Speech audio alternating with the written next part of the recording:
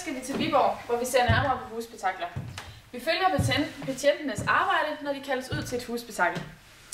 Lejligheden, vi skal ud til, er beliggende i et område, hvor der ofte er larm og ballade, hvilket gør, at stedet i forvejen er kendt af politiet.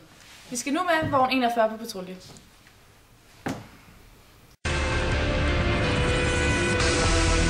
Vogn 41, kom. Vogn 41 her, skifter. Vogn 41, vi har modtaget en anmeldelse om et husspektakel på adressen Vinkelvej 32, og det var Vinkelvej 32. Anmelderen har klaget over larm og skrig fra overvognen. Er det noget, I vil køre ud til? Vogn 41, vi kører til Vinkelvej 01, skifter.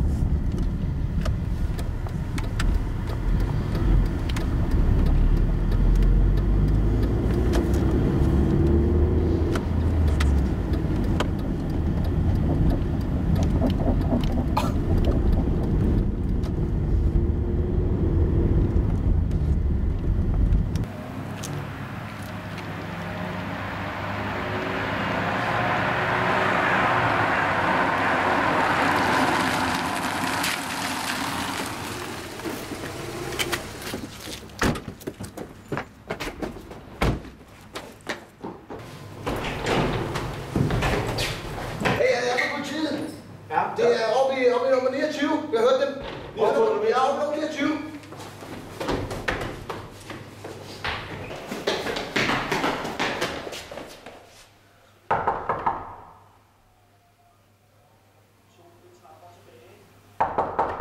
Det er politiet. Vær venlig åben. Vi har lov til at komme indenfor. Hvad drejer det sig om? Vi har modtaget en anmeldelse om, at der kommer larm og støj fra jeres lejlighed.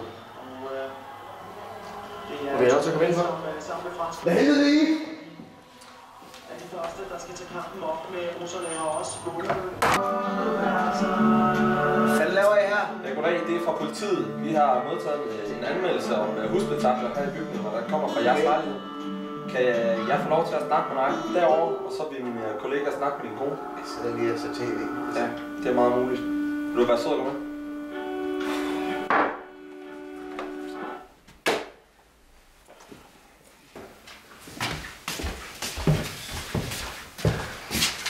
Lad mig så lige høre. Hvad er der sket? Jeg er bare faldet ud på badeværelset. Det er nogle rimelig voldsomme mærker, du har i ansigtet. Slår morgenen dig? Han kunne aldrig nogensinde finde på at røre mig. Eller børnene. Han kunne ikke finde på at gøre sådan noget. Han bliver bare en lille smule højrystet, når han er fuld. Og det er derfor, det har lyttet som larm måske. Men han kunne aldrig finde på at røre os fysisk. Aldrig. Nå Morten, lad mig så høre, hvad var det helt præcis, der skete? Den dumme kælling faldt jo bare, altså.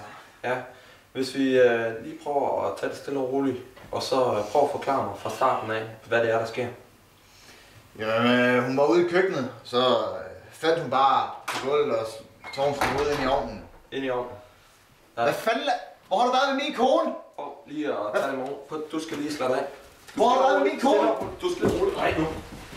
Ja, hvad fanden laver I, mand? Morten Troelsen. Klokken den er 13.49, og du er anholdt. Sigtet for paragraf 119. Hvad fanden er det godt skid, mand? Kom nu.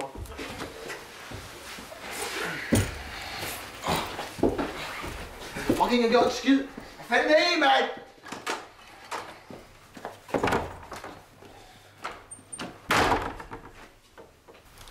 Hvad fanden sker der? Det går jo ud over os. Som sagen den udvikler sig nu, så er vi været nødt til at tage din mand med på politistationen. Og så er vi nødt til at have en samtale med dig senere hen omkring de der mærker, du har i ansigtet. Det hele går jo ud over mig i sidste ende. Forstår I ikke det? Jo, vi har forståelse for din situation, men du skal vide, at vi har taget din mand med på politistationen, så du skal ikke frygte videre. I fatter ikke skid.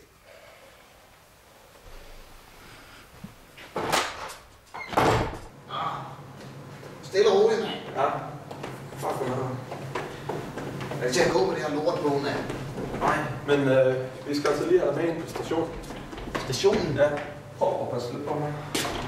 Nej, det har vi igen. Kom med her.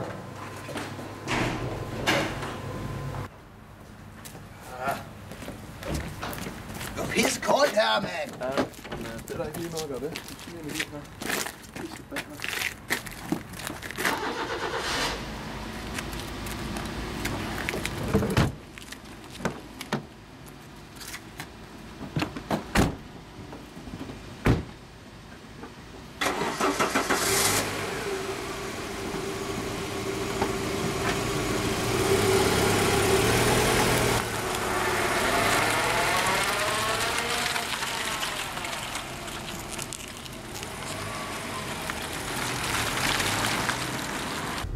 Station kom, vogn 41 her. Station her, vogn 41, kom. Vi kører fra Vinkelvej 32, og vi har en anholdt med en på stationen. Han er ude 119 volt, 01 skifter. Vogn 41, det er modtaget, og vi er klar til modtagelse. Skift. Afslutningsvis har vi fået de 2 betjente fra vogn 41 i studiet, så jeg vil gerne byde velkommen til dig, Carsten. Tak. Og til dig, Danny. Tak. Nu har vi jo fulgt jer på jeres patrulje ud til det her husspektakel. Men jeg vil gerne vide, sådan, hvad tanker gør jer, inden I går ind til sådan et husspektakel? Jamen, man tænker selvfølgelig altid på, om der er børn involveret, og på at få stoppet den her situation. Og i den her pågældende situation, der eskalerer det simpelthen så kraftigt, at vi bliver nødt til at tage manden med på stationen. Okay. Og hvad tror I, hvad ligger til baggrund for sådan husspektakler? Altså man kan se i den her situation her, som sker her, jamen det er tydeligt, at manden han er jaloux, og så har han et alkoholproblem.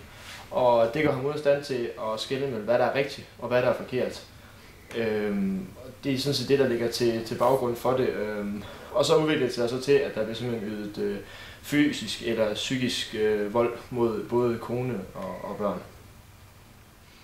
Og hvad tror jeg, der ligger til grund for, at konen i sådan et tilfælde her ikke tør at anmelde manden? Jamen altså, der kan jo ligge rigtig mange ting til grunde i den her situation, men en af grundene tror jeg, at det er simpelthen, at konen frygter manden og for konsekvenserne, om han skal skade hende eller parrets børn. Og det kan også bunde ud i for eksempel, at det kan måske være, at han forlader hende, hvis hun anmelder vold og så videre mod hende eller børnene, og så ikke måske føler, at hun selv kan forsørge børnene. Så det er sådan ligesom en tanke, han har om hende.